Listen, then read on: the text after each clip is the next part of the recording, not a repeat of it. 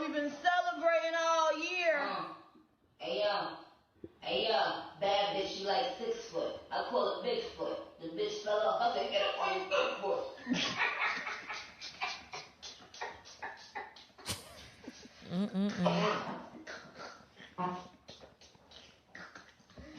Wait, play it again, Jermaine. I ain't hear it, I don't think. Hey, bad bitch, you like 6 foot. I call it Bigfoot. The bitch fell off. I said, get up on your Bigfoot.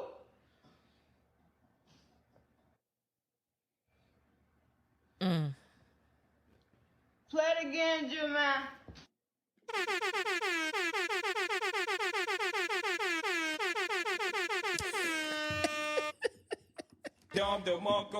We back. Man, we back. I know y'all been waiting on us at the door. Oh, it's petty. Clearly. It's petty up in here. Man. We gonna go ahead and introduce ourselves. It is G_Focus on the mic. To my left, we have Stefdotnet back in the building. It's good. Fresh off of vacay. Vacay, man. Much needed. Living it up on the cruise. Man, gotta celebrate 7 years. Gotta celebrate. Hold on, man. Get that 7-year itch out the way. Yeah, people started talking about 7-year itch. I said, let's go on a vacation and start it out right. So look, it's a Reverb Experiment podcast. You already know what it is. Talk about everything considering black culture.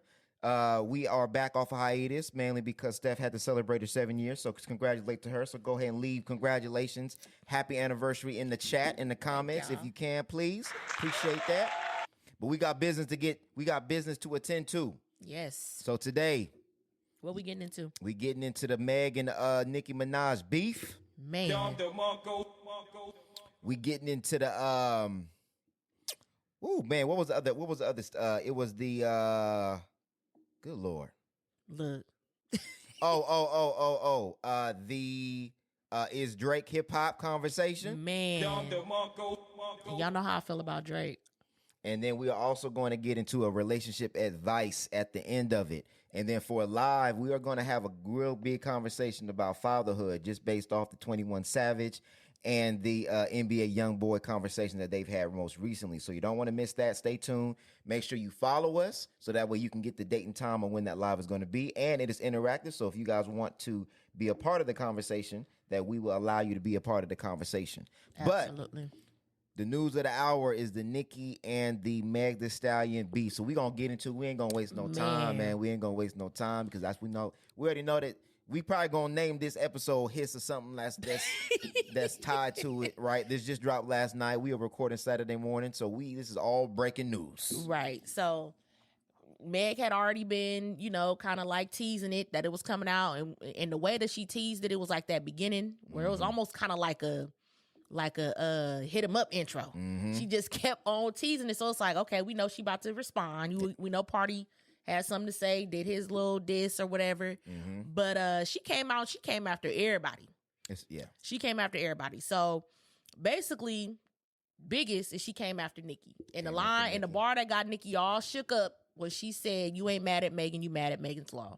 And we all know that Megan's Law is the California law about registered sex offenders, which Nicki's husband is a registered sex offender. Where he got in trouble for not registering. Yes. And then also she came at Drake.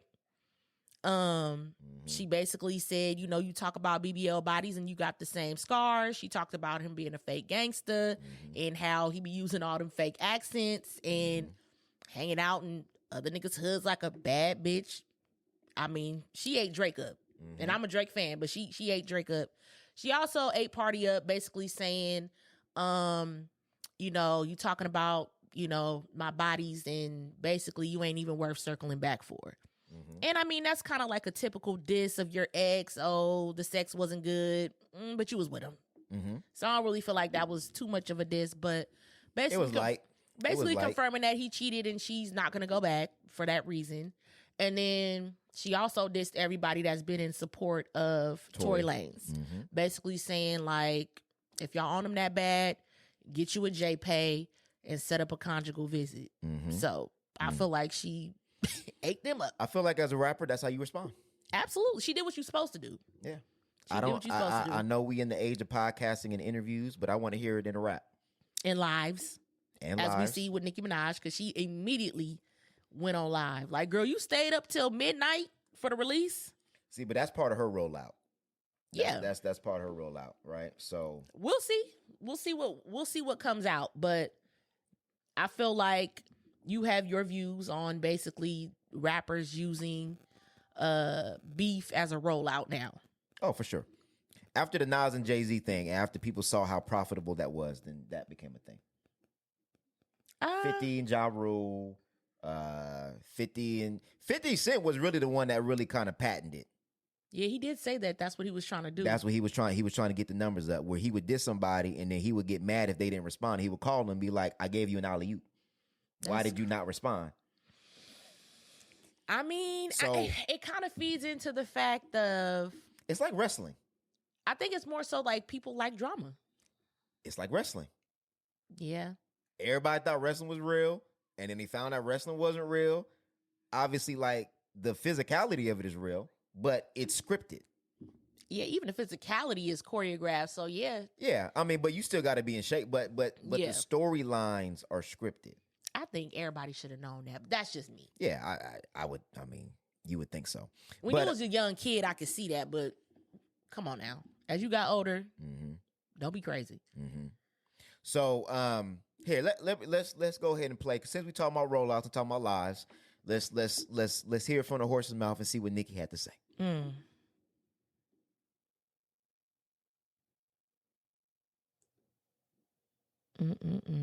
Oh, I'm tripping. I got to switch over to source. Here we go. All right, now we're going to hear what Nicki got to say. My bad. Fragment foot.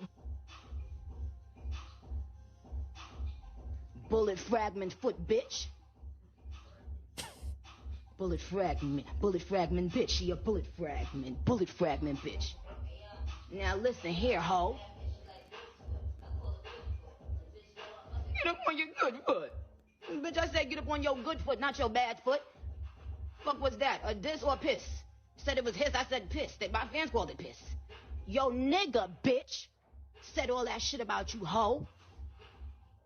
Yo ex-nigga that just was around you all that. Y'all mad because y'all don't have somebody that loves you and stand 10 toes down behind you. So you bringing up 30-year-old teeth from when this man was a 15-year-old child. You bringing up 30-year-old tea because no man has ever and will ever fucking love you. And lying on your dead mother, on your dead mama. On your dead, she done lied on her dead mama. Lied on her dead mama. Lied on her dead mama. Lied on your, I said lied on her. Hey, sexy red, she done lied. She lied and she cried and she lied and she cried. She said she lied and she cried and she lied and she cried. And then she lied and she cried and she lied and she cried. Cause she got blogs all up her stupid doofy sub-ass every press. I said no will. I don't give up. Okay. Oh, Lord. Now you know I'm a I won't say it. I can't even say Nicki fan no more. I'm a fan of Nicki's music. I'm a fan of Nicki's music too. I'm gonna put it like that. I ain't gonna say I'm a Nicki fan. I am a fan of Nicki's music, but she be looking so goofy. It's clear that she's still on drugs. I mean, we knew that since Queen Radio. It's clear that she's very childish. Foolish. Now, let me break it down. I will say this though, from a rapper standpoint.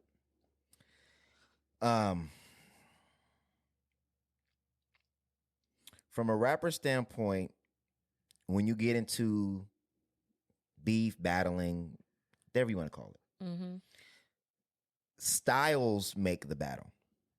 Okay. It's just like a boxer, right? You can have a bad matchup. You can be the most skilled rapper in the world or most skilled boxer in the world, but if you are only 5'6" and you are boxing somebody that is 5'8" that has a longer reach than you, it's going to be a hard fight for you. This is not a good matchup for Meg. Stylistically. This is what Nicki does. Yeah. And you already heard the song in the background. She already rapped. She's already got bars on the beat already.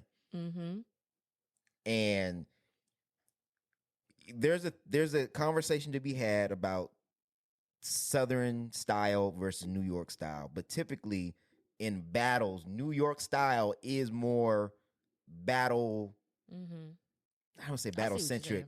It's more acceptable when you're listening to a battle. They're all about punchlines, double entendres. That is what she does. Roman's Revenge, right? We all know that she can get on any beat, ride it for 16, 32, 48 bars, and it'd be like, man, she slid on that. Yeah.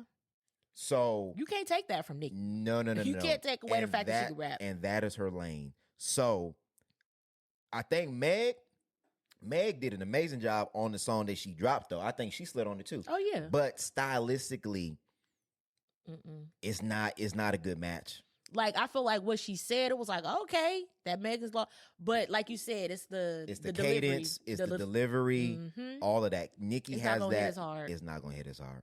I will say that. And Nicki knows, she comes from that era where this is battling one-on-one.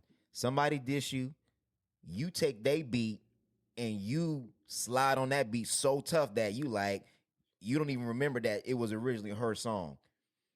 This is 30 minutes after it dropped. And she already in there recording. So this brings me back to like 2000s Real when it was battling. Yeah. And it's crazy though that it takes the women to really get back to like battling on wax. Like, you know what I mean? And necessarily like being direct about it, because the men ain't doing it no more. Nah, in the verses, we got a little bit of that with like the Dipset and the Locks, but as far as on wax, no. You know what I mean? It's No. kind of like I think people scared too. yeah, they not really. It's kind of like it's the subliminals. We Yeah. in the age of the subliminals, because I feel like we're in the age of you can't show that you care. Like, if you show that you bother, you lost. Like, you know what I mean? So if you come direct, then you know what I mean? I feel like people like to kind of hide behind that subliminal, like, oh, you know, I ain't even gonna name you by name because you ain't even that important type attitude in a way. It used to be like, it's just, I think when you see, because you saw the Kendricks have tension with Drake, but then Drake never really responded. Then you had the Coles was, you know, like you said, there was really, like you saw people trading shots, but there was not really like an actual, I'm calling you by name, this is what it is, do something about it. Do you believe Kendrick did, but then nobody really. Yeah, nobody responded. Nobody was ready for. Nobody really wanted that smoke. Nobody ready for the smoke. But do you believe that it's being blown out of proportion because we're seeing this coming from the women versus the men? Like, if this was like a Drake and Kanye, do you think people would be as up in arms about Nicki's response, or do you think she went too far? That's a kind of loaded question. I think no. I think when it's personal,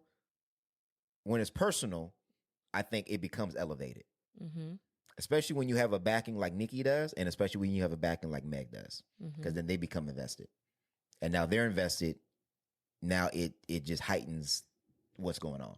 I think people are mixing politically correctness into hip hop in a way.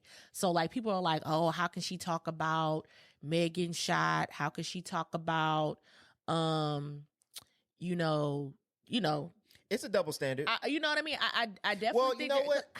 I can't even say it's a double standard. Was it? Because was it that big of a deal when Drake did it? When Drake did what? When he talked about her lying about getting shot.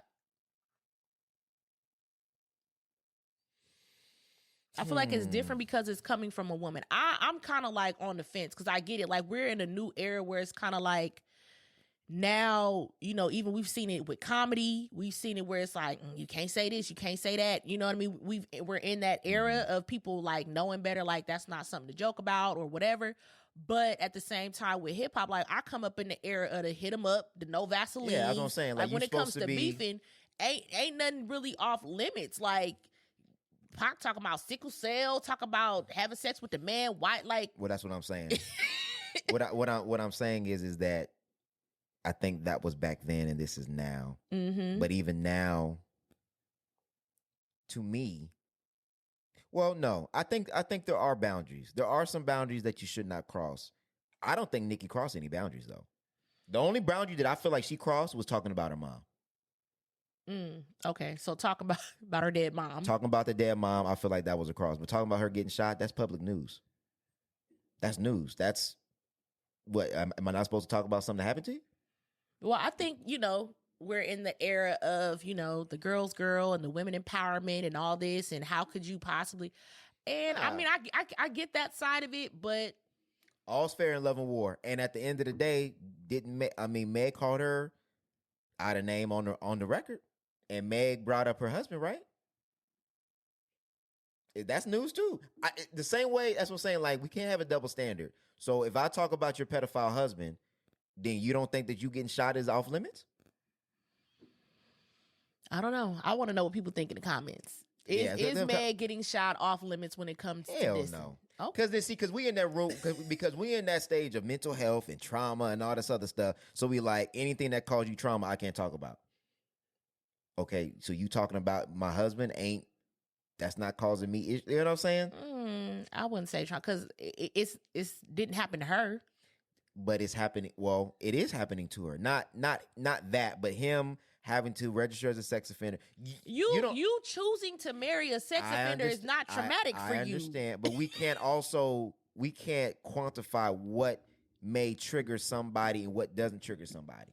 What I'm just saying is what I'm saying, I'm not saying they're equal. What I'm saying is, if you are going to go there and talk about a family member, because in most instances when it comes to rap beef, as soon as a family member is mentioned, everything is off limits.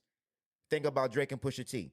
As soon as Drake mentioned Pusha T's wife, that's when he said gloves is off. Right? So in hip hop, that is a rule. You can talk about me, but as soon as you mention somebody that I'm close to, gloves is off. I mean, I guess because if we talk about old beefs, I mean, Biggie had Who Shot You, but I mean, he claims it wasn't about Pac. It wasn't. That song came out well before he was shot, or it came out before it shot. But there were other instances where it felt like it. But again, he talked about Pac. He didn't talk about nobody else. Mm-hmm. See, but then when Pac talked about Faith, then it's like, now it's gloves is off after that. Same thing with the Nas and Jay beef. That was on wax, and then when Jay mentioned his baby mom and talking about I leave condoms in your back seat with the baby seat, then that's when people was like, all right, bro, now you going too far. Mm-hmm. And he had to come on the radio and he had to apologize because you are mentioning people that have nothing to do with our issue. Mm-hmm. You bringing in other people. So I just feel like anytime family members are mentioned, gloves is off. I think it depends. I feel like if you feel like she went too far, then that's you. I think, you know what I mean? It's subjective. For everybody else, everybody's gonna have their own limits. And when I say too far, I'm talking about Nicki. Yeah. Mentioning Meg's dead mom. Mm-hmm. But context, from what I understood, she was saying that you lied on your dead mom. So I don't know what the lie is. I'm out of the loop when it comes to all the intricate details on who lied on what. But to me, you just don't mention. I think it goes back to the conversation we had about the whole Erica Mena and his kids off limit. It simply just mention the kid, no matter what you say, but just mentioning them, is that off limits, and does it warrant certain responses? So I think it depends on the context. I think it does depend on the context, but in the heat of an argument, I feel like I can see where it's like, I don't want to, don't even go there at all. But I don't know. I'm on the fence with it. Like, well, I think the bigger question is this. I think you touched on it a little bit, but I want to ask you this question: is, with both of them at some point in their career being the face of women empowerment, do you see this as being hypocritical? No, and the only reason I say no, it just in general for both of them, I say no, just because you're a girl's girl and you're for women's empowerment and you want to uplift women, you don't have to like every single woman. Mm-hmm. I don't have to pretend to like every single woman to be a girl's girl. But I will definitely say, like, Nicki on her own, I would say, I don't feel like she's definitely playing a role. Well, she has a history of this. Yeah, she's playing a role to me because you can't possibly have an issue with every single female rapper. Like, to me, that's when it becomes a red flag. Like, you don't have to like everybody, but you don't like nobody. Yeah. It kind of seemed like she plays a woman empowerment when it benefits her. Mm-hmm. But then when it's, she'll say, oh, well, I show love to everybody, which maybe she does. In her own way. But to me, it seems like it's very strategic in the bigger picture of, like, when she had beef with Cardi.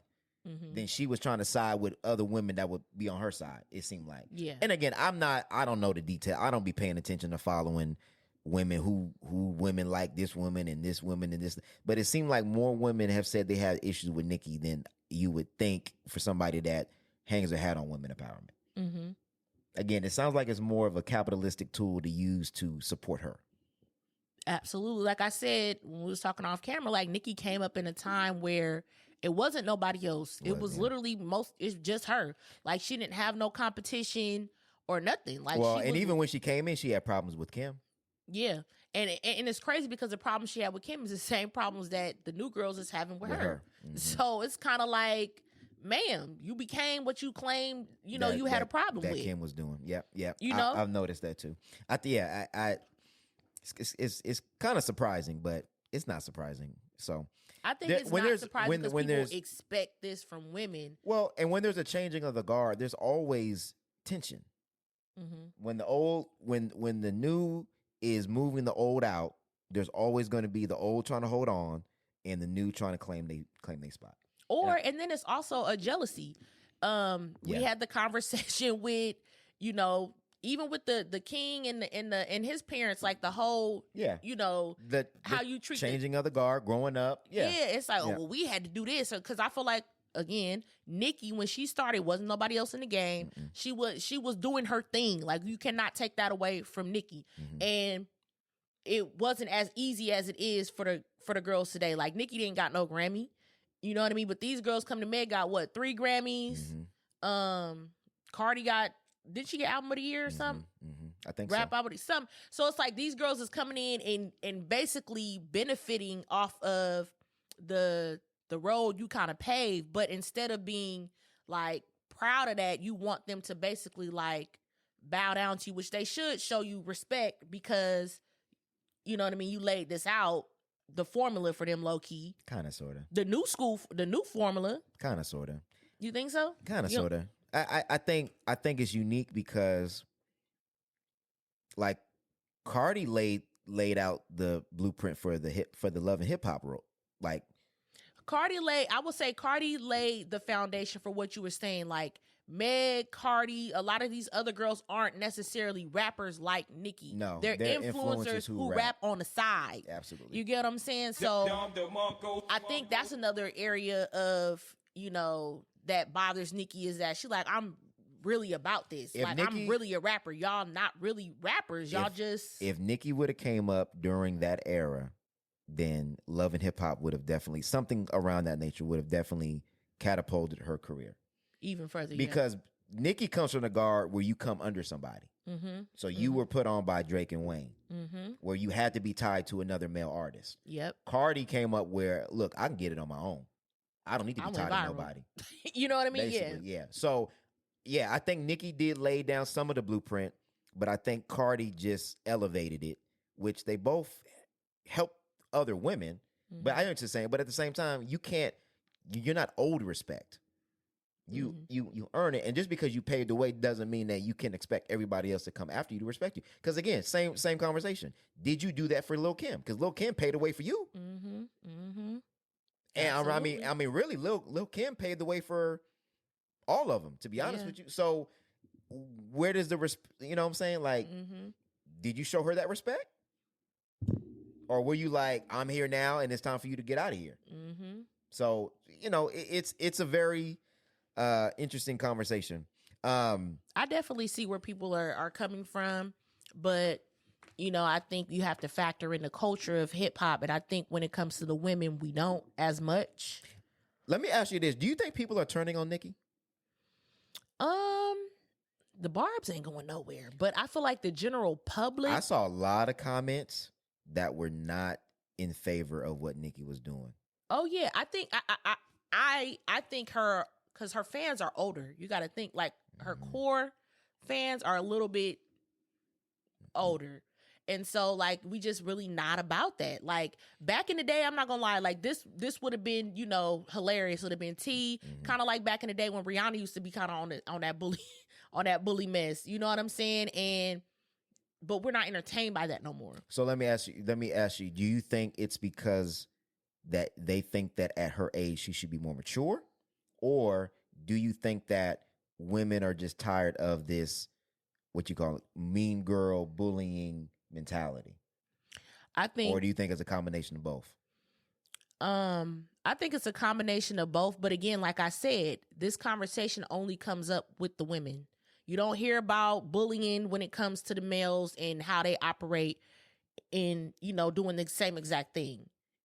There is no such thing as, oh, he's being a mean boy and he's bullying the other male rappers. Like, you only have this conversation with women because we're expected to band together. And women are expected to be more communal. I would agree. And absolutely. I think men are expected to be more competitive. That's why I said you have to consider the culture of hip hop and not just women. You know what I'm saying? Like, oh, these are women. They should all just be kumbaya together in some kind of way. It's a competitive sport by nature. For sure. So I'm like, I definitely feel like people are tired of that, but I feel like people are pushing more on the women. And then the age thing, same thing. Kanye, how old is Kanye? How old is Drake? How old, like, you know what I'm saying? Like, this age thing only comes up with the women. Well, but majority of the people that saying it is women, though.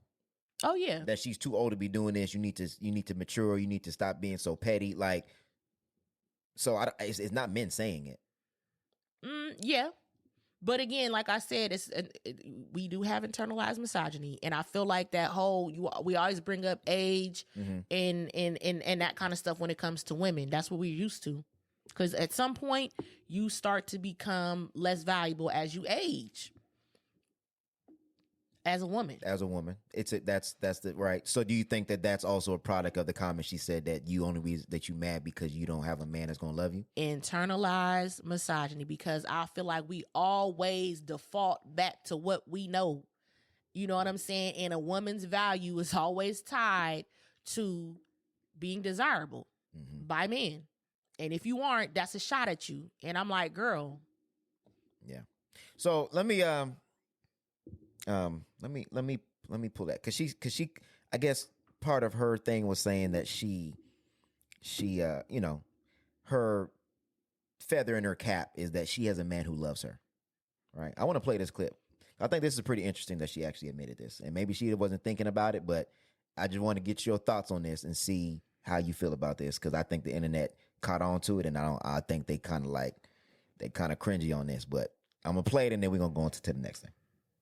They was asking me, where did you fit in the picture of my love life? Like, where did you come about? Because they're like, oh, whoa, this timeline is starting to overlap. So, yes, I'm the person that I was rapping about, that I met when I was 15, the person that you guys asked me about, this was a dope question,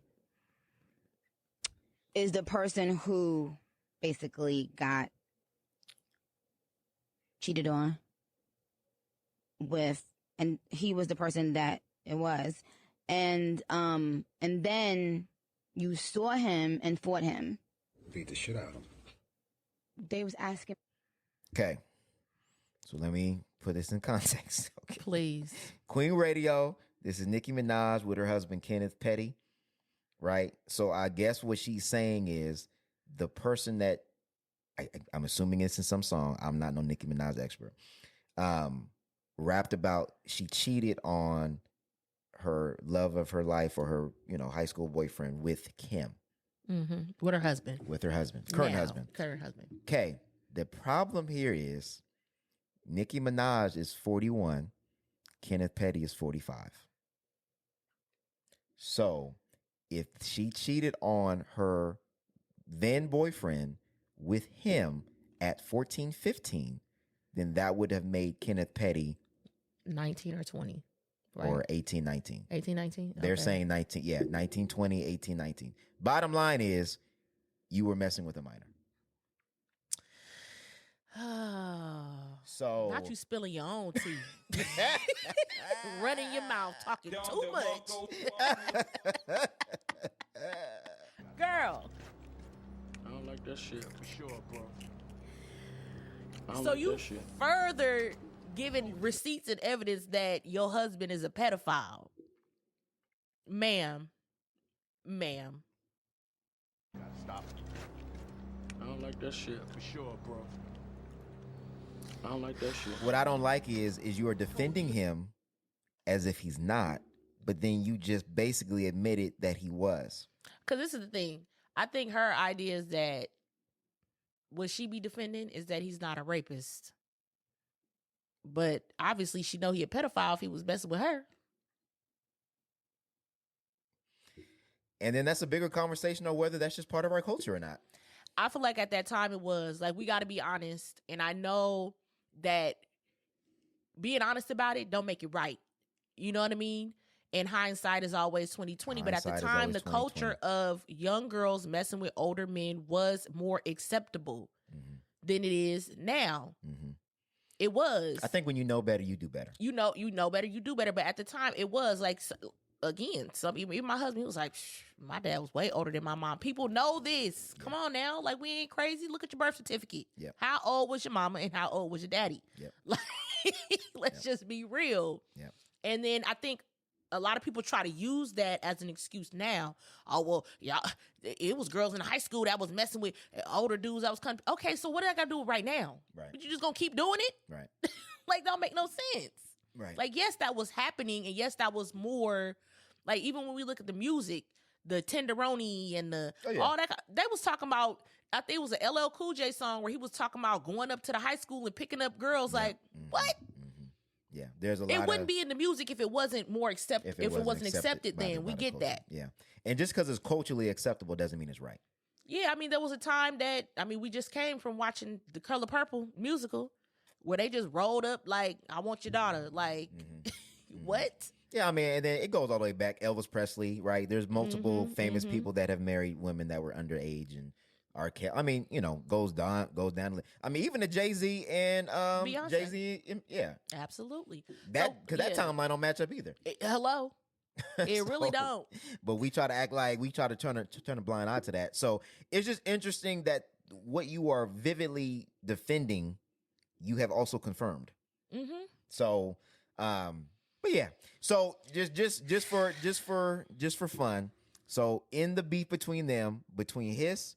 So, okay, so this is the other thing. If Nicki responds, do we wait for Megan to respond to judge the records, or are we judging his versus whatever Nicki's going to drop next? I would say his versus what Nicki drops. You know, if Meg responds, that's a whole nother round. Well, to me, this is just kind of like, this is like the prelude. Okay, well, you should have put out your best shit from the jump. Because his wasn't all about her. That's what I'm saying. His isn't all about her. His is about everybody, with Nicki included. And then when Nicki responds, it's all about Meg. But typically in the past, what you're saying is typically right. That is the record. So okay. So if you're gonna put his against whatever Nicki's gonna put out, who do you think will win out of that first round? You already said it. It's gonna be Nicki. It's gonna be Nicki. When it comes to bars, Nicki's gonna eat her up. But as far as who's gonna be more supported by the general public, It's going to be Megan for sure. Absolutely. I agree with that. We know that. I think on wax, Nicki's going to wipe the floor with her. But public perception, Megan. And again, I'm seeing that people are kind of, Nicki's losing her support. Even from her, because you see a lot of people saying it's becoming hard for me to be a Nicki Minaj fan. And that's why I said, I'm just here for the music and that's it. What Ebony saying, Players Club, that's all I'm just here for the music and that's it. Because it's still high heels on my tippies. Like, at the end of the day, but I don't know. This is not about music. I think, I don't know, man. I think this is Nicki's last little rodeo, man. I don't know. I would have liked to see her. What did you think of the album? I didn't listen to the album. Oh, okay. Well, I didn't listen to it, so I can't give a good percent. But I think everybody's a fan of her music. It's just how she conducts herself, and we've said that though about not just Nicki, but in general of like, take us back to the days where we didn't really know artists like that. We just knew their public persona. And you know, when they did back when they had media training and you know what I mean, publicists and man. And now that they got social media and they in control of their own social media, you really get to see like who they are as a person. It's like because typically you would only hear from an artist when they would like have an interview in like XXL or something. Yeah, and you would be able to edit it and like you would be able to control what people know more. But I mean, you can. I don't know. That's why I like the artists nowadays, like that have some type of mystery, like some mystique to them. Mm-hmm. Like her, like when her first came out, it was like you didn't even see her face. Yeah, and all the music spoke for it, right? You know what I'm saying? So that's what Beyonce be doing. Beyonce ain't gonna respond to nothing. Yeah, like we know who at this point we know who Beyonce is, but at the same time, it's some stuff you just ain't gonna know. You ain't gonna know, and you ain't gonna get no response. You ain't gonna get a statement, nothing. And to me, that to me adds more to value to the art because what you're going to say is in the art. Yep, so absolutely. I think Nicki would have been more. It would have been more impactful if she would have just dropped the record. Yeah, if she would drop the record, I'd have been like, then do a Queen Radio and talk about it after the fact. Yeah, but I'm like, you doing all of this, like it's almost like you had to, like she had an itch where she had to respond. Mm-hmm. It's the drugs. And then I would have said, because to me, I would have been like, yeah, if you were sober, I would have said, response is coming soon.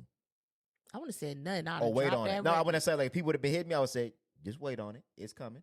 And I would have dropped it. And then that would have broke the internet to me. Man. Now it's like, I already heard some of it. I already see how you're going with it. So like when I hear it for the first time, it's not going to be. If she really wanted to eat it up, she would have dropped a response on that Who Shot You beat. Or something. Because if you think about all of the most like volatile disses, there was no build up to it. It was just, it came out and you was like, oh man, did you hear it? Mm-hmm. Like, I remember when that Drake diss dropped, I was on my way to work. Like, I was like, what? They talking about this or what? Yeah, exactly. And I was like, oh, he ate me up. Like, it was more like excitement around it. Because you heard it for the first time. Now you talked about it, and like it's just like, and you already put a bad taste in people's mouth. It's just like when you like at school when there was a fight and the person was talking about it all day. Oh, I'm gonna beat him up. I'm gonna beat him. And it's like at one point, like, bro, just stop. And then when you get to it, then half the time it ain't even a fight, or somebody back down, or somebody don't want to. And then it's like, man, you just wasted all of our time because you got the anticipation up. Nah, the fights that was hitting was the one that nobody knew was gonna happen. Either you was there or you wasn't. Right. You was there, you was at the right time or not. I don't know. I think it's all based on expectation. Under promise, over deliver. I've always ran by that. Got to. Always ran by that. Okay. Is Drake hip hop? Man. Okay. So speaking of the next diss. Yeah, because obviously Drake was involved in that record in some shape, form, or fashion. Okay, so I don't know what the name of the podcast is, but it was like Newfound something. I don't know. Yeah, I mean, it seemed like a pretty good platform, and we always want to big up black creators. So Yasiin Bey, also known as Mos Def, was on a podcast, and he was asked about his thoughts about Drake. Okay, wait. The podcast is Now Toronto, so that's even worse. Ooh. You all in this man neck of the woods, which makes sense on why he was asked about Drake. Okay, so that makes now that makes sense, right? And then Drake had a little bit something to say after this, but we're gonna go with what he had to say first. Like, is Drake hip hop? Why are you doing this to me? Drake is pop to me, in the sense like if I was in Target in Houston and I heard a Drake song. It feels like a lot of his music is compatible with shopping. Commercial music. Or it's Commercial music, shopping with an edge in certain instances. Fair. I like Drake's music, but I understand exactly what you're saying. Of course, I mean, I it's get commercial, entertaining, fun, good, formulaic music. It's likable. Likable music, yeah. It's likable. But is it? I'm gonna leave you alone. We're gonna move on. I'm waiting. So many products. So many SKUs. So many SKUs. Look at all these SKUs. Oh, so many products. So much merchandising. So many barcodes. I love this mall. Look at this place. I mean, look at this place. They have everything. Everything's here. They have everything here. Oh, this is great. This is a new Drake. You hear it? It's great. Okay. Dang. Oh, there's more. Hold on. Look, What happens when this thing collapses? What happens when the columns start buckling? Are we not in some early stage of that at this present hour? Are we seeing like the collapse of the empire? Buying and selling, where's the message that I can use? Right. You know, what's in it for your audience apart from like banging the pom-poms? So let's just answer the question flat out. That's a loaded. Is Drake hip hop? Yes or no? You cannot answer that question with a flat yes or no. You cannot. Don't be scary. And I want people to understand that I'm gonna get to that question later. Because there's a deeper. And I'm glad I found the extended version of that clip because a lot of those clips ended before he started talking about the capitalism and empire and things of that nature. Mm-hmm. So, is Drake hip hop? Let's stick to the main subject first. I believe I can't answer that with a yes or no. I'm gonna let you answer it. Go ahead. Because it's deeper than that. Because it's deeper than that. It's not a black or white yes or no. I say yes, and I say yes just because I feel like hip hop has evolved in a lot of ways, and I think people don't want to accept it. People want that old ass New York battle. You know what I'm saying? Like they stuck in that, but hip hop has evolved so much along the way because again, we had the same conversation when you had the Ja Rules and them, having R&B artists on the hooks, and like it just continues to evolve, and people don't want to see it. People don't. We have this conversation anytime somebody starts to do something new.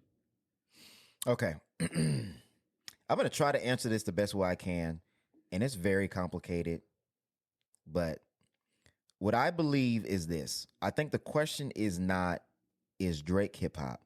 I think the question is hip hop hip hop? I think hip hop has evolved into pop. I could say that. Mainstream, it is popular, it's commercials, it's more singing, more melodies, right? I believe that the current state of mainstream hip hop is pop. And I think that's what happened to R&B is that R&B is like low key like a subset of hip hop. It's like trip hop, like, you know what I'm saying? Right. Like they're low key like rapping, singing. So they're doing the same thing as hip hop is doing. Right. Which when you become more mainstream and when you become more commercialized and when you become more capitalistic in nature, then you are going to veer off to what is more what is more profitable. Right? So it is more acceptable, it is more likable. And I think that's what he was trying to kind of pinpoint, but I don't think that's an indictment on Drake. I think that's an indictment on the genre in general, is that it has become more pop.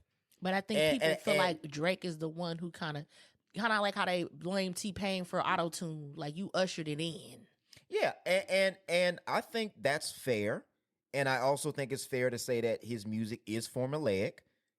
Now, I don't think it was when he first came out, but it is now. But when you have Apple and Universal and all these bigger companies behind you, they're not putting $20-30 million into you and not expecting their return.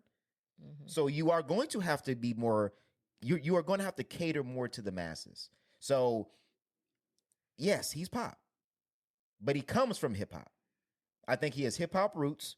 But if I were to label him today, I would say that he's pop. I think when he first came out, he definitely had more of a personalized message than he does now. I think now it is more fitting in with whatever is culturally hot, what is trendy, right? So I agree with what he's saying, but I also will say you cannot deny that he does come from hip hop. But yeah, he is more popish now. But again, I think that's an indictment on the entire culture. Now, I think what's interesting is the last part of that conversation where almost comparing it to like an empire falling, like Rome, right? Where I think we all do see that.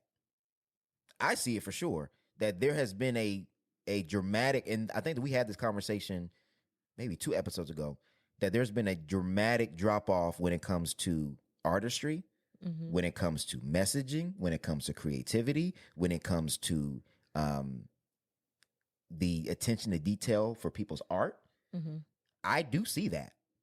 And at some point, and I would even say that it's even here today, a lot of people are not, it's very microwavable music that we're listening to the fact that I think we had a conversation where Kendrick basically said that he's close to retiring because he feels like the effort he puts into the music is not appreciated.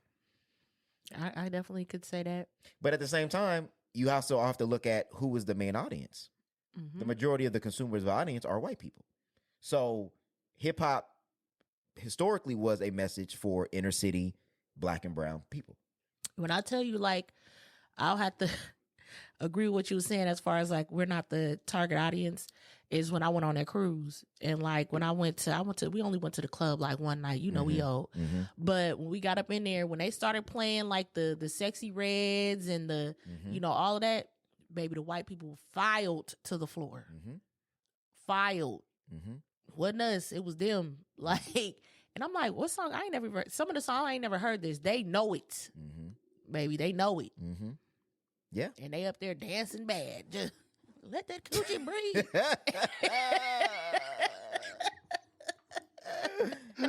Hands on your knees. I'm like, what's up? You need to get that Kev on stage for Black people anyway. I'm definitely gonna add that in. But yeah, no, I feel you on that. We are their entertainment. Yeah. No matter how low vibrational it is. And they don't care because it's not about them. It's kind of like how, the women that'll be dancing, 3-6-9, damn, he ain't talking about me. If you feel like it ain't about you, you don't care how, offensive it is. Because it's like, he ain't talking about me, he talking about somebody else. You don't care what the lyrics say. And we're to the point where people don't even listen to the lyrics. They just want to know what the hooks say. And, it was that one song, she gonna be okay, all she needs is a D. That song, it was a TikTok sound. Yep. I didn't even know that. I finally heard that whole song. The whole song, yeah. And so it's like, as long as you got one catchy TikTokable part, you in there. Yep. Because that's the only part of the song I knew, and I was like, "Oh, this is a whole song." To this day, I've never heard the whole song of that. I literally just heard it like yesterday. Yeah. It was on one of those like carousels of R&B songs, and I was like, "What?" It's crazy. And it's about what is going to go off on TikTok. I promise you, it is. Or what can be commercialized. Like that song that's on that new Apple on that new Apple commercial. It's going up. You haven't seen it? Where is there advertising the new iPhone 15, like how long the battery lasts, and there's like outlets that are singing a song. I ain't you haven't seen it one. yet? Okay. I ain't seen Well, yet. I don't know what the artist's name is, but like I was scrolling through and they were like, that song is super catchy, so people were looking for it. So now like that song is going up just because it was on Apple. Never like was it 2023? 30 years ago, you would have never ever thought that a hip hop song would be on an Apple commercial. Yeah, the placements that it's getting is kind of never would you have ever thought that hip hop would be played during the NBA Finals, or that you would have a Snoop, Dr. Dre halftime show during the Super Bowl. Well, because we came up in a time that hip hop, like, white people was trying to save their children from hip hop. Yep. And it was like hip hop is causing violence and it's causing murder. Yep. Yep. Because that was the Super Predator era. That was the gangster rap is the devil era. And now it's like, nigga shoot nigga, I'm going to shoot you up. Oh, that's on a commercial. like, so us killing each other is now commercialized? Yeah, it's crazy. So, it's crazy. Yeah, it just shows you how desensitized we've been. And again, just a lack of creativity, lack of artistry. So I do feel like what he's saying is true. But I think it's a little unfair to say that he's not cut from the hip hop cloth, because he is. Drake is. He is. He is. Absolutely. He's just, again, but when you have companies like that backing you, you got to recoup. You got to recoup. You ain't going to be able to just put out what you want to put out. Yeah, you don't have as, I wouldn't say, I don't know. I think Drake got some control, but I think he has some control. to an extent still. But they get the final say on what gets put out and not. I think too, like we talked about like artists being able to be artists and being able to explore different genres. I feel like you have to have that too. Like we can't say that, oh, you putting out the same thing or this or that, but not let artists explore what they craft. Yeah, but I think you have to have the freedom to be able to do that. I don't know if Drake has that. And if you think about it, his range, it's always been women. Yeah. It's like, if you're going to ask if Drake is hip hop, then, I mean, we going to ask if Beyonce is R&B? Well, I feel like... Is she? I think she has a lot more control over her visuals and her art and like how you watch that movie. I didn't get to watch, but I got to watch some of the behind the scenes. She is very much more of an artist just because to her... I'm talking about with music though. Like, you know what I'm saying? Like, it seems like you got to start in a box and you got to stay in that box to stay.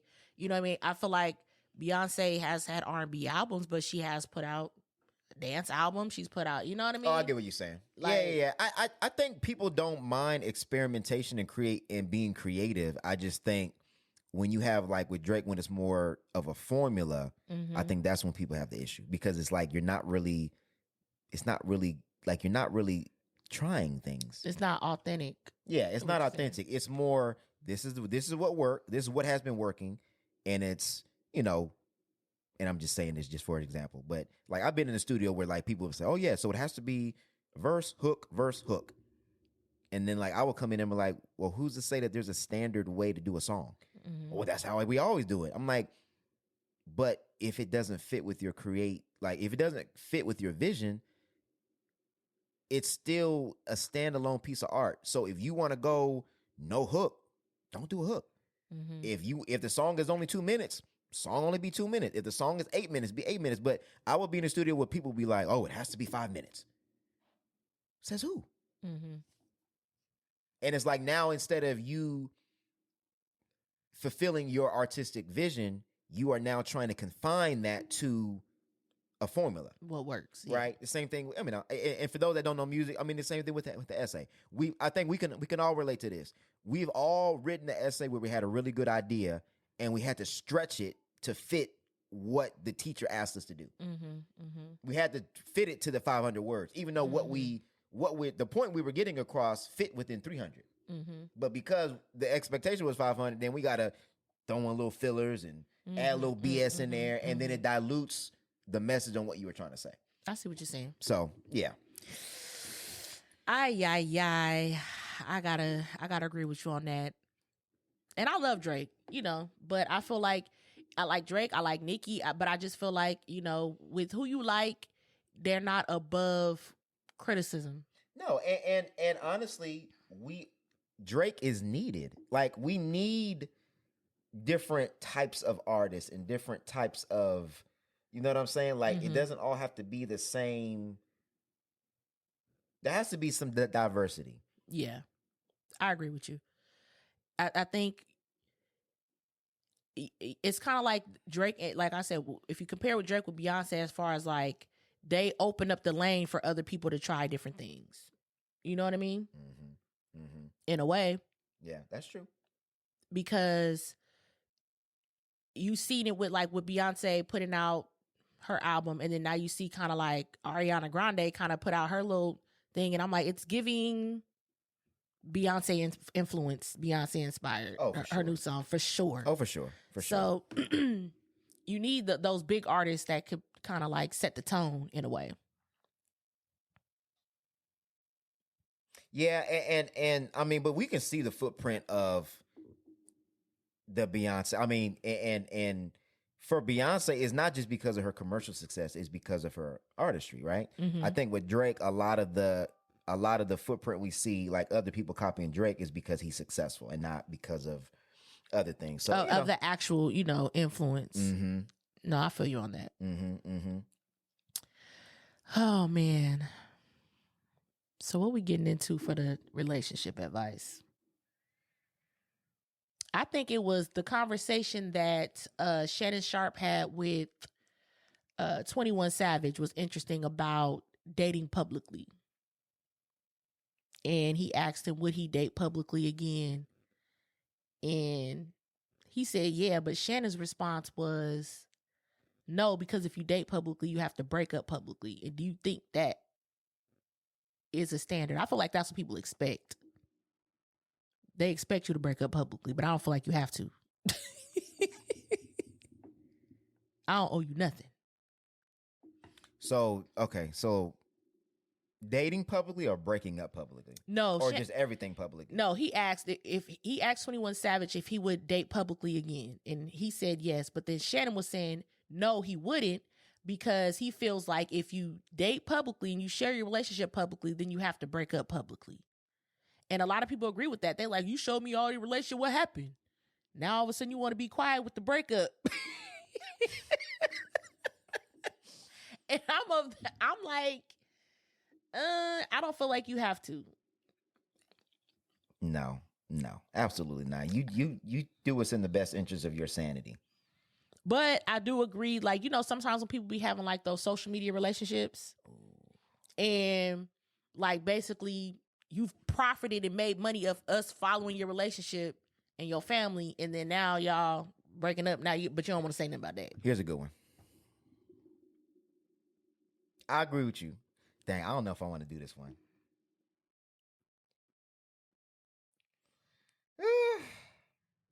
Should we do this one or not? Oh, I may want to save this one. I don't know if I'm ready to have this conversation. Actually, no, we're going to do it. Because I feel conflicted about it, we're going to do it. Dang, this one's kind of long.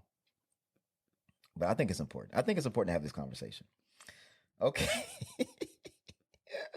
You want me to send it to you so you read it? It's kind of long. I wish they had like what's the TLDR?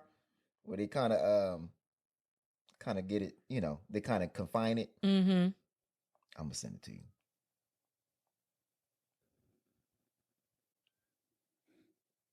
How do you share it on here? That's fine. I'm going to read it. I'm going to just read it. All right. You read it.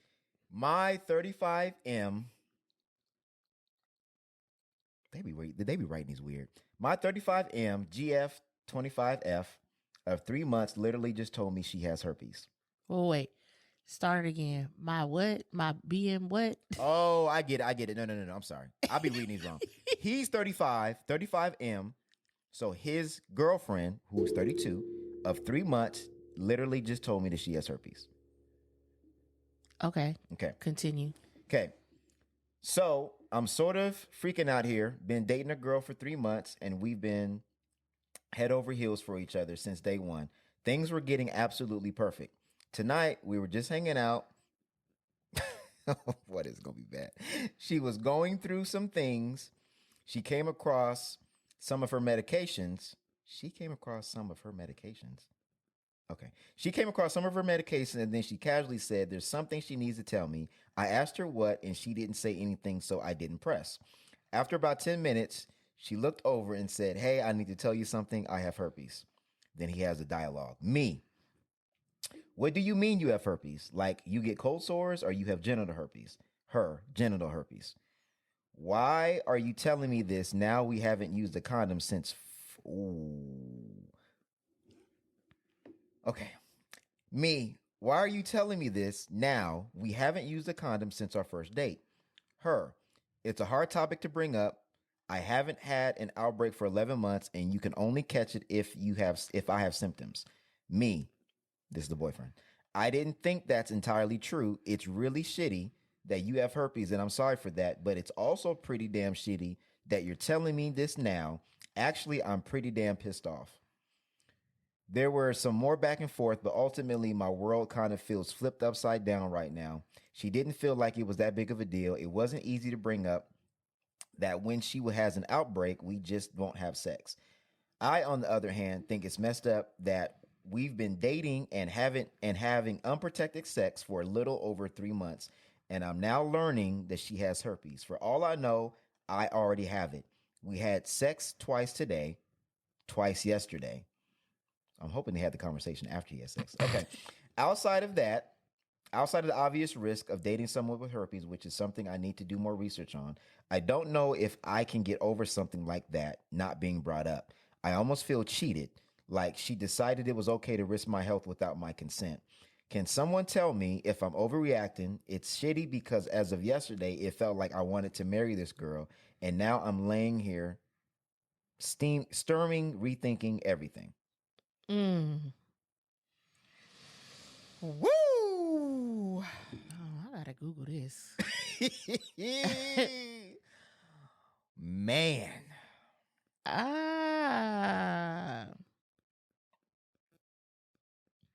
I gotta look it up.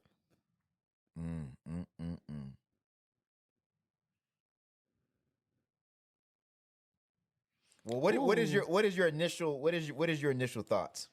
My initial thoughts is you wrong. We all know that. Come on now. Like, I feel like that's something you don't have to disclose it like on the first date, but that's something you disclose before you take it to a level of sleeping together. And even, you know what I'm saying? Yeah. Before that, but I mean, if you having sex on the first date, because he said we have not been using protection, I think he says since our first date. You already on the wrong foot, first of all. That's why you need not to be having sex with people you don't know. Because if you don't feel comfortable enough having that conversation, you don't need to be having sex anyway. Like, you obviously have not been together long enough that you feel, or, talking long enough that you feel comfortable even having that conversation with that person. So why are you sleeping with them?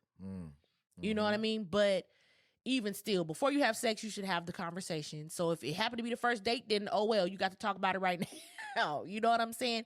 And I'm Googling it, and I don't see nothing about not getting herpes if it ain't no outbreak. Well, but I'm not knowledgeable on that. We're not knowledgeable on this. We just pulled it up. I felt like it's interesting because I think it's a conversation that needs to be had, especially with as much sex as y'all be having out here.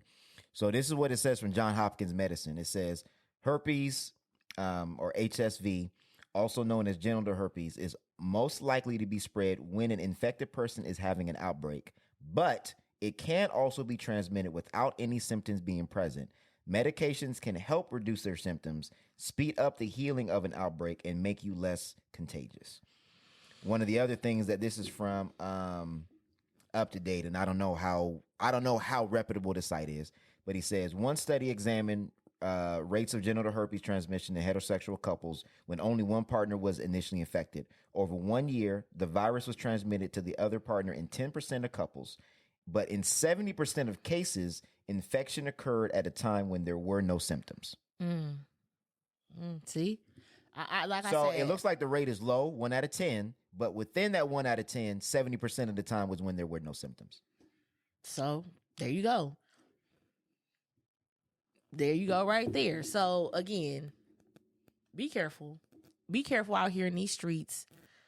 Know who you sleeping with. I mean, it's only so much you know what I mean? You have to rely on people being honest, but so go ahead. I'm sorry. I don't want to cut you off. I mean, you have to rely on people being honest, but you never could go wrong doing your due diligence and waiting and getting to know people, or not, and using protection, not having unprotected sex within the first 3 months of knowing somebody. That part. Golly, man. What happened to getting tested before y'all had sex? I don't think people be doing that. As much as we talk about mental health, y'all ain't be talking about no sexual health. Well, we talked about that already. Remember, I had that conversation when I said people were more concerned about body count, but they don't really care. They're not really getting themselves tested. And y'all said, no, that's separate. That's different. That don't matter. It's like, well, in cases like this, it absolutely and matters. That's what I'm saying. If y'all really care, like body count, to me, if you're safe, there could be somebody with a high body count that's actually practicing safe sex. Right. Versus there could be somebody with a lower body count that's just out here raw dogging it. So you need, like, I've heard men say she looked clean. What do that mean? Well, you know what?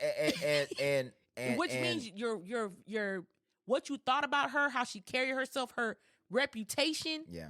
seem clean to you. That's your problem. Yeah. Well, and then we also need to talk about the stigma, right? So herpes does not make you dirty. Right? We like people look, like you got gender, like, you know what I'm saying? And it's like it could have easily been you know, I've seen situations where like husband and wife are married, right? Husband cheats on wife, and then husband infects wife. Is that her fault? Yeah. No. How's that her fault? Or vice versa. And I get that too.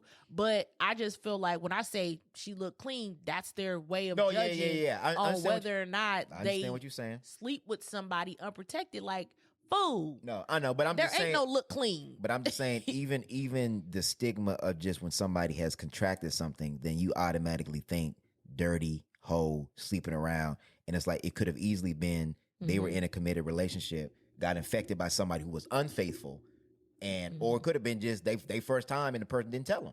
Like in this situation. Yeah. You know what I'm saying? So yeah, y'all, man, get tested. If y'all gonna be having unprotected sex for sure within a relationship where there is no commitment, even if you're gonna having sex, period, get tested. Yeah, I'll be asking that when we be having all these conversations. I really be want to ask, like, when is the last time you got tested? Get tested yourself. You worried about everybody else body count, what they doing with their body. Keep your eyes on your own paper. Get tested, and for those that do have been infected or have some type of STD, you need to give full disclosure before there is any physical sexual contact. That is the responsible thing to do. And if they're not willing to, I mean, you got to give people the opportunity to say, I'm okay with it, or I'm not okay with it, right? Because some people are not okay with it, but a lot of people are not okay with it out of ignorance. Because I'm pretty sure that just as much as I pulled up an article on what HSV or herpes is, I'm pretty sure there's multiple other articles you can pull up how to have safe sex with somebody who does have herpes. I'm sure that there's absolutely. Yeah. But again, just us sitting here reading it, what was the first outcome was we didn't know. Yeah. Neither one of us knew. It's like, well, I got to go because I don't know. Yeah. Like, I mean, I do know for like with HIV, like if your viral load is at a certain number that you can't transmit it. I do know that because I do know somebody that was in a relationship with somebody that was HIV positive. So I know that. Yeah. But even then I didn't know. And the first thing I was like, what? Like you automatically like, wait, hold on, what?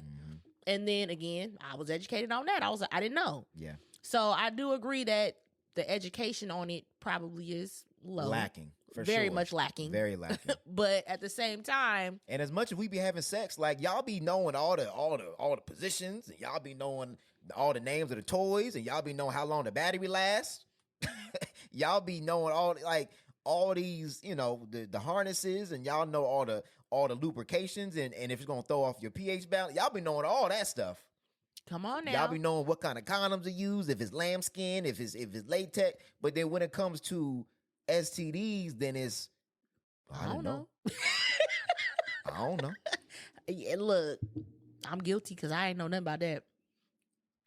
I mean, I think it's good that we brought it up because I think it should start a dialogue that, for one, health in your sexual, again, and sex is pushed on everybody. So if you're going to have it, you need to have a healthy plan where you're getting tested. I think they recommend every 6 months, but if you're more active, it would need to be sooner than that. And then, well, I think they say every 6 months because that's when certain stuff show up. Oh, sure. Okay. Yeah. Well, but again, what I'm saying is if you are more active, then you need to be getting tested more, and especially if you have multiple partners. The other thing is just getting rid of some of the stigmas. Like we always try to fight the stigmas on mental health. Okay, we need to fight some stigmas on sexual health, right? Like I said, HIV. Like HIV back in the 90s was like it was like you were gonna die. It was a death sentence. Now it's you can be undetectable. You know, you can live a normal life, right? And they even have the medication that you can take that is supposed to keep you from contracting. I forgot what it's called. Oh, if you're the other partner. Yeah. Oh, okay. And I can't remember what it is, but I remember a girl posted online that she was like one of those people that she was like a polygamist or whatever, and she believed in having like multiple relationships. She was kind of like breaking down what that looks like, and she was talking about how she's on that medication, how she basically practices safe sex, and they was dragging her in the comments, and I'm like, they basically was like, if you're taking that, then like it was like a stigma to taking that medication. I'm like, that sound kind of dumb to me. Yeah. Because ain't that supposed to keep you from contracting it? Even because this is the thing, like, it's like one of those things, like, you can use a condom and still get pregnant. For sure. Or you could, so it's like you could use a condom and still get exposed. So for sure. In a certain way. So it's like, sure. I don't know, like I said, like you said, it's a lot of ignorance around the safe sex conversation, but everybody want to be having it. But they want to condemn everybody else for having it. Well, women, of course, but yeah, I don't know who they expect to be having the sex with if they don't want none of the women to have sex. I don't be getting it. Yeah, and it doesn't make somebody dirty. Like, and even in that, I gotta deal with my own stigma because I like pride myself on not having any. Like, I like a clean bill of health, but it's like I could have very easily have contracted it from somebody, right? And as much as like even the stigma with like oral sex, like me and I ain't putting on no condom, but you should. Well, and you could, again, one of them nights you left the club or you was in Vegas or whatever it is you was doing, you could have easily messed with the wrong woman, and really it's just wrong place at the wrong time. It's not nothing you did because you didn't check the credentials. You didn't see if she got tested. You didn't know what her sexual health was. You was just worried about I was lit, I was drunk, we got physical, I woke up the next morning. And it's funny because most men, they won't even get tested. They'll have the women go get tested.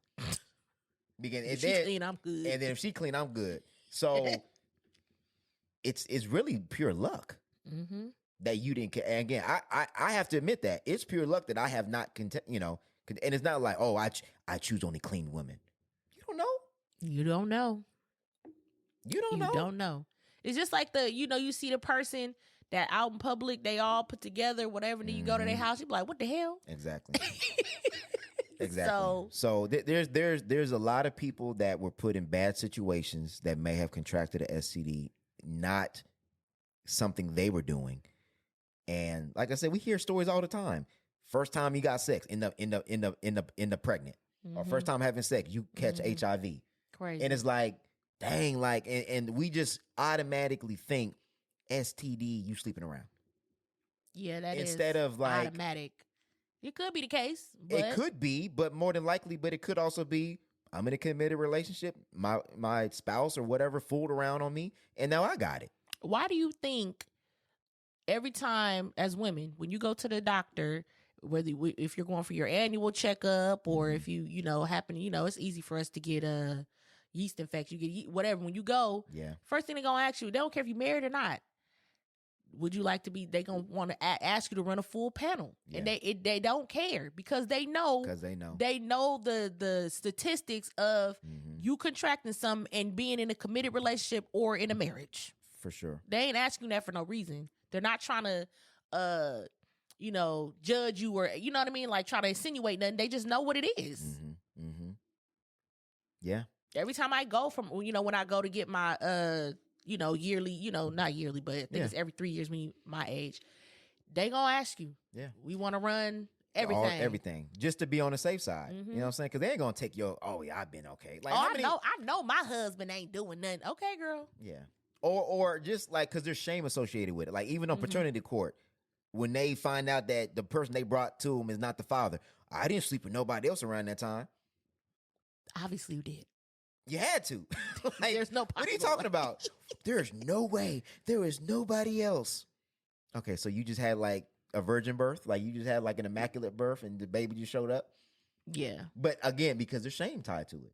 So they know when they get to the doctor and they ask them, oh, how many partners have you had? And if you really want to be, especially when you get down to that, like with getting pregnant, you only gonna really get pregnant during ovulation. So it's a certain window, baby There's girl. A window. Yeah. There is a window. Now there are some men that got like super sperm and it just be in there lasting because I think it's like up to 7 days ahead of time. So it could still be in there, but at the same time, it's still a close window. See, but what's sad is that we have so much sex and we know very little. Very. I remember at my old employer. I ain't gonna list it. I ain't gonna say it, but we were having a conversation back in the warehouse. And warehouse be having all the crazy conversations. This dude literally told me that he dips his private part in bleach after he has sex. And I looked at him. Yeah, that's exactly what I did. Long Negro side. This is not about music. And I said, why do you do that? He said, oh, because it kills everything. I said, you literally pour bleach into a cup and you dip your Johnson in bleach.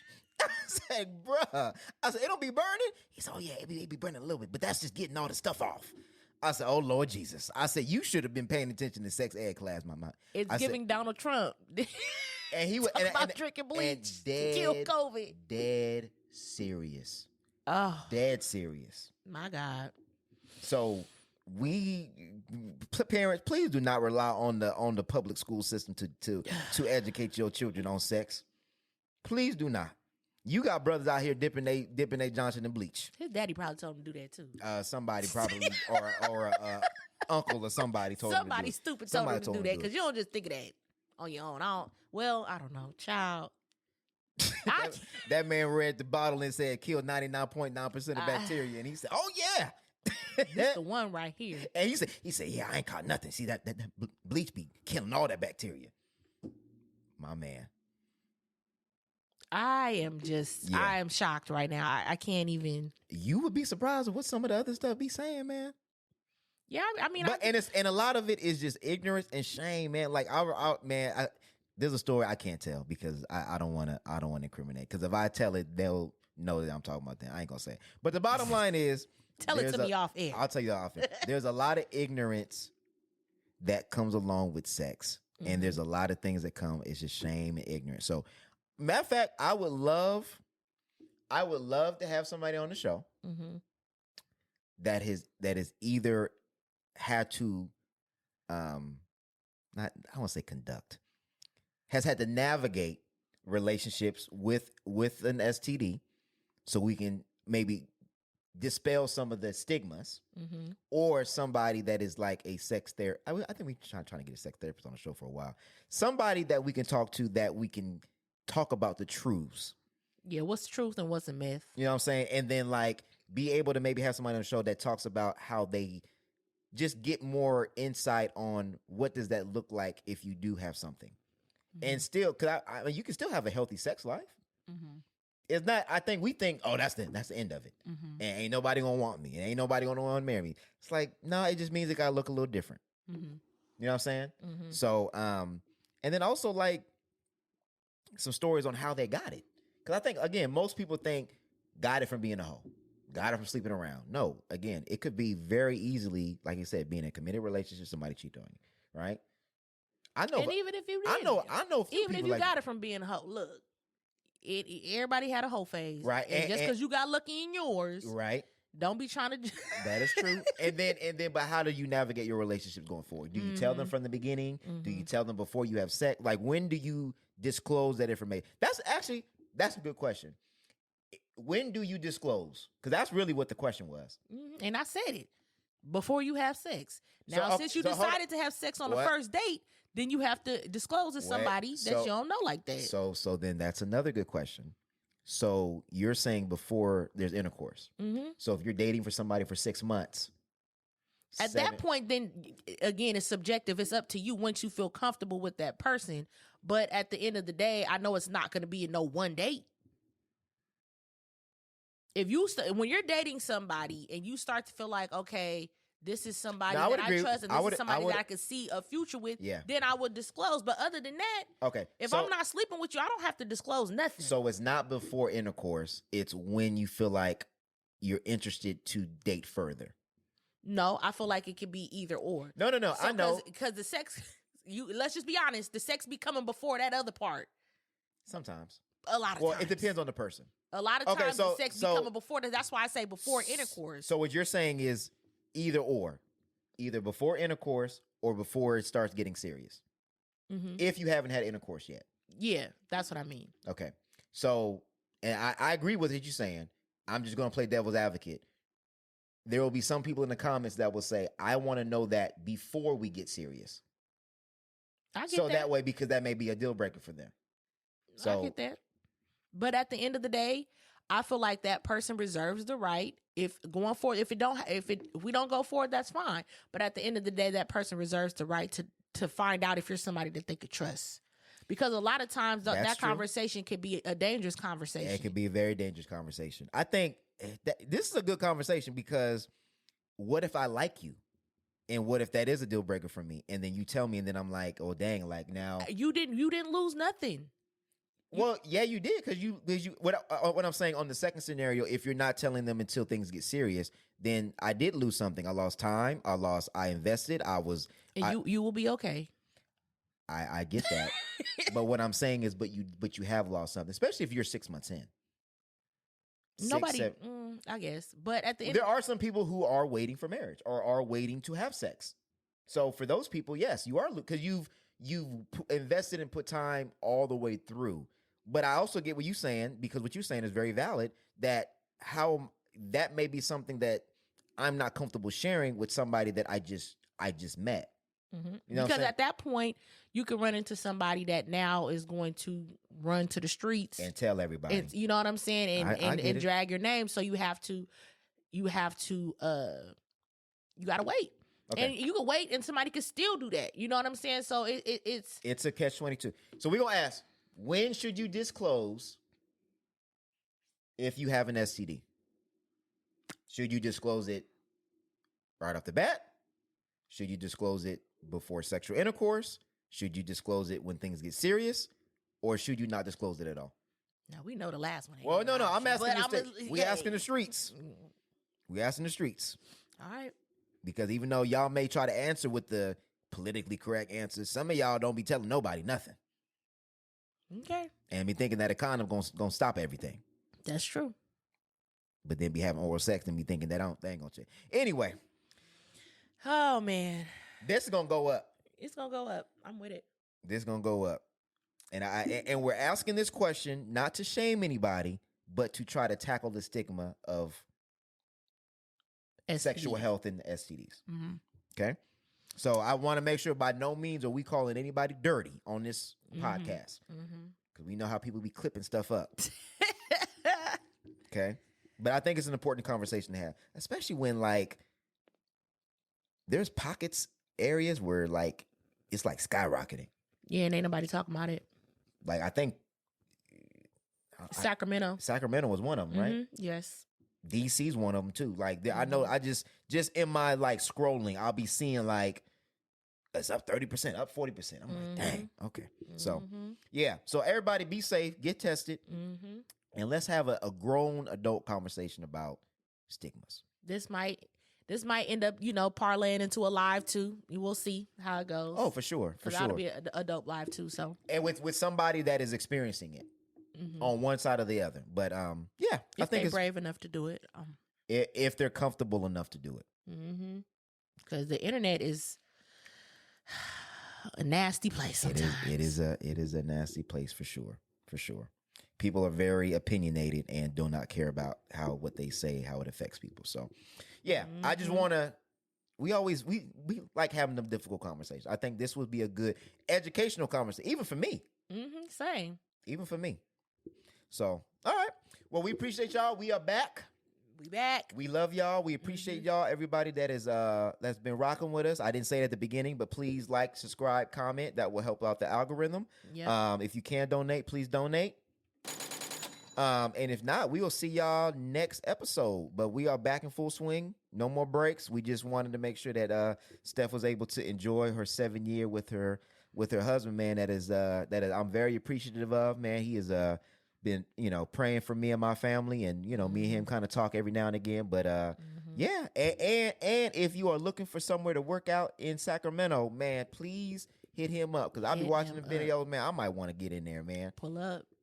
Because that's something about, look, if y'all trying to be lit for the summer, y'all got to start working on that summer body now. Yep. You know what I'm saying? Don't be waiting till May. I'll be using the podcast as an excuse. People like, you coming to the class on Saturday? I'm like, I got to record the pod, Sorry, I can't make you. Like, it's only every other week. You come to summer, I'm like, If you trying to show out for the summer, man, you got to start on that summer body now, because it's what, January? Yeah. So you got what? You got 6 months? Give yourself time. Give yourself some time. Give yourself about a good 6 months, man. He's very, I don't want to say inexpensive, but he is reasonable. Reasonable prices for the one-on-one coaching and one-on-one training. So, but yeah, we out. We love y'all. Catch us for the live, and we'll see y'all.